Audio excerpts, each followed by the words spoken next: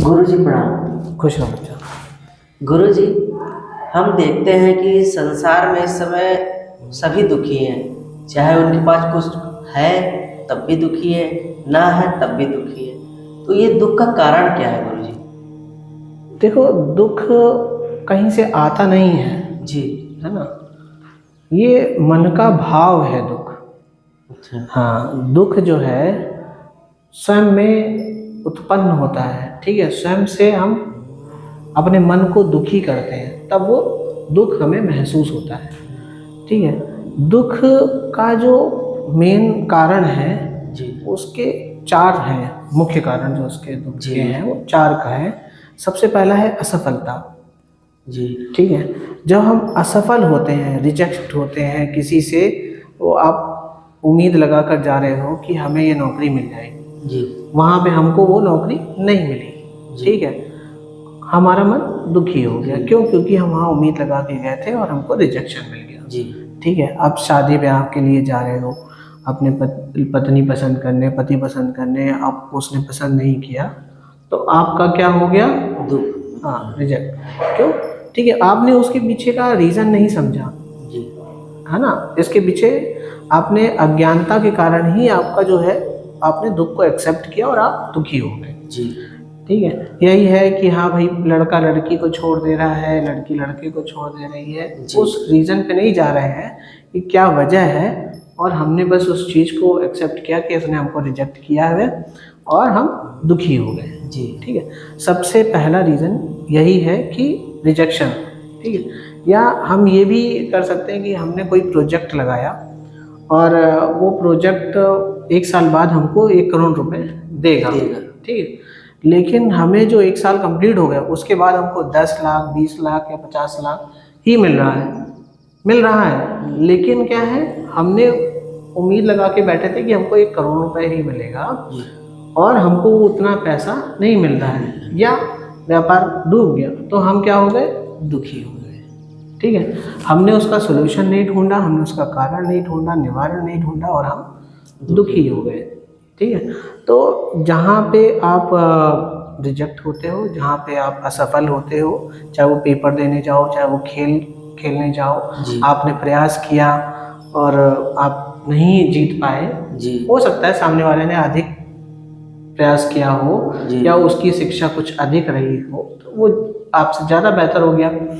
बस आपका जो काम करने का तरीका है वो बेस्ट होना चाहिए आपके नज़रिए में। ठीक है, आप अपना पूरा फोकस लगाकर काम करते हैं, उसके बाद रिजेक्शन या एक्सेप्ट आ रहा है तो कोई बात नहीं। जी।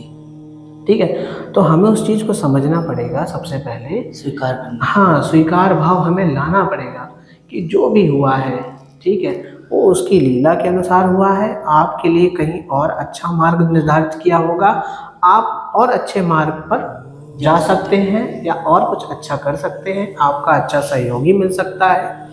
ठीक है, कुछ भी आपके अच्छे के लिए ही आपके साथ बुरा होता है। इस चीज़ को अगर स्वीकार करेंगे तो आपको कभी भी दुख का अनुभव नहीं होगा। ठीक है, दूसरा जो दुख का कारण है वह है हमारा शरीर।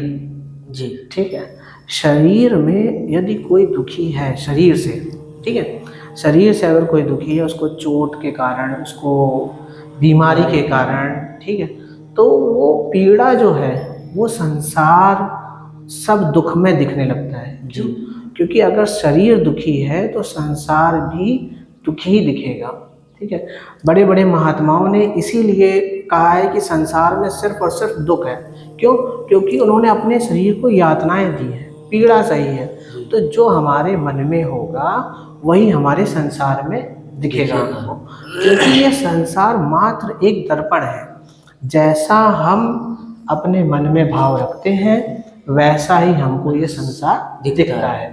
ठीक है, कि मान के चलो हमने हमारे विचार, अगर हम परेशान हैं तो हम सब तरफ परेशानी ही फैलाएंगे। क्यों? क्योंकि वो हमारा आईना है, हमारा दर्पण है। ठीक है, अगर घर में कोई प्रसन्न है तो सब प्रसन्न महसूस करते हैं। ठीक है, यदि कोई बड़ा व्यक्ति घर का बड़ा व्यक्ति अगर प्रसन्न है तो सब में क्या करेगा? मिठाई बांटेगा, खुशियाँ बांटेगा, तो वो सब प्रसन्न होंगे। तो कहने का अर्थ यही है कि अगर शरीर दुखी है तो ये संसार दुखी है। और शरीर से ही जुड़ा है। यदि कोई अपना छूटता है तो हमें दुख महसूस होता है। जी वो हमारा लगाव है, हमारा मोह है, मोह के कारण वो दुख उत्पन्न होता है। लेकिन संसार में ऐसा कोई भी व्यक्ति क्या, कोई भी जीव जंतु ऐसा नहीं है जो सदा रहेगा, उसका रूपांतरण होता है। आत्मा शरीर छोड़ती है, पुनः प्रविष्ट करती है दूसरे रूप में, दूसरे योनि में, दूसरे रूप में आती है। ठीक है, तो ये हमें समझना होगा, ये हमारी अज्ञानता से पर्दा हटाना होगा, तब हम उस चीज़ को समझ सकते हैं। और अगर हम आपके पास बीमारियां हैं तो शरीर को व्यायाम दें, व्यायाम करें, अपने शरीर का ख्याल रखें, तो बीमारियों से भी दूर रहेंगे। ठीक है, वो अपना दिनचर्या को संभालें, समझाएं अपने शरीर को, तो हम उस पर काम कर सकते हैं। कहते हैं ना, चोट तभी लगती है जब हम सब अनदेखा करके चलते हैं। ठीक है, संभाल कर चले तो जीवन भी अच्छा चलता है। होश पूर्वक जीना ही जीवन है। ठीक है, तो ये कारण है हमारा शारीरिक कष्ट के कारण जो दुख हमें मिलता है। जी। तीसरा सबसे बड़ा कारण है वो है उम्मीद का दुख। जी। ठीक है, क्योंकि उम्मीद जहाँ पे कहते हैं, जहाँ उम्मीद हम लगाते हैं वहीं से हमको दुख मिलता है। जी। ठीक है, माता पिता अपने बच्चों से उम्मीद लगाते हैं कि हमने अपने बच्चे को बड़ा किया है। जी। और हमने अपने बच्चों को पढ़ाया लिखाया, बड़ा किया, उनकी शादी करी, अब वो सेटल हो गए, अब हमारा बुढ़ापा आ गया है, तो उनको हमें कुछ करना चाहिए। कुछ अच्छे होते हैं संस्कार, जिनके अच्छे मिलते हैं वो करते हैं। जी। ठीक है, किन्हीं के संस्कार या संगति गलत हो जाती है, वो नहीं करते हैं। तो हमें उम्मीद नहीं लगानी चाहिए, चाहे वो माता पिता बच्चों से लगाएं, चाहे बच्चे माता पिता से। अब पता लगा बच्चे ने पास करा, ठीक है, कोई एग्ज़ाम, और माता पिता ने कहा कि हम आपको ये दिलाएंगे वो दिलाएंगे, और उसने मन में बना लिया, और अब उसको वो चीज़ नहीं मिली, तो क्या है, वो दुखी हो गया। जी, है ना। तो बहुत सारे रीज़न होते हैं जहाँ उम्मीद हम लगाते हैं अपने पति से, अपनी पत्नी से। ठीक है, तो उम्मीद नहीं लगानी है, आपको खुद में भरोसा रखना है, खुद के लिए अपनी व्यवस्था करनी है। जी, चाहे वो माता पिता हो, चाहे वो बच्चे हों, ठीक है, चाहे वो पति पत्नी हो, आप किसी पे निर्भर ना रहें, उम्मीद ना लगाएं। मिल जाए तो वही स्वीकार भाव है, मिल जाए तो जो मिला उसको स्वीकार करें। दुख मिले सुख मिले, मतलब जो भी आपके साथ अच्छा करे बुरा करे उसको स्वीकार करें।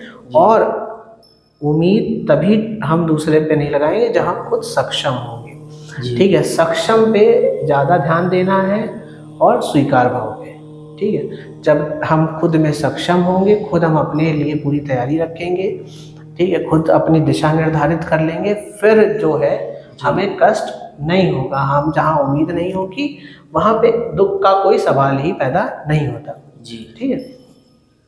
फिर आते हैं हम चौथे चरण में। चौथा चरण जो है वो संसार इसी वजह से दुखी है, जो आप कह रहे हो जो दुख का कारण है, वो संसार में जो आपको दुख दिख रहा है वो दूसरे के सुख से हम दुखी हैं। अच्छा जी, हाँ, ठीक है। हम देखो क्या होता है कि हमने जो है अपने बड़े भाई को देखा, या अपने मित्र को देखा, या अपने पड़ोसी को देखा कि हमसे ज़्यादा वो आज सक्सेस है। जी, ठीक है, हमने भी अब उसी स्कूल में पढ़ाई करी है, हमने भी वही शिक्षा ली है, और हमारे परिवार में भी वही धन संपन्न है, फिर भी वो ज़्यादा है और हम कम हैं।